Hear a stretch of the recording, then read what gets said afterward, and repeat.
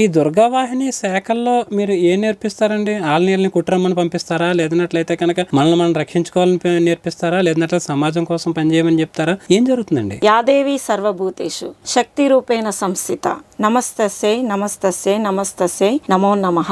యావత్ చరాచర సృష్టిలో నిక్షిప్తమైనటువంటి ఆ శక్తి స్వరూపిణి ఎవరైతే ఉన్నారో పార్వతి, సరస్వతి, అలాగే లక్ష్మీదేవి స్వరూపంగా స్త్రీ శక్తిని మనము భారతదేశ ధర్మంలో మన సంస్కృతిలో మనం పూజిస్తాం. ఆ పూజించే దిశగా మాత సమాజ నిర్మాత.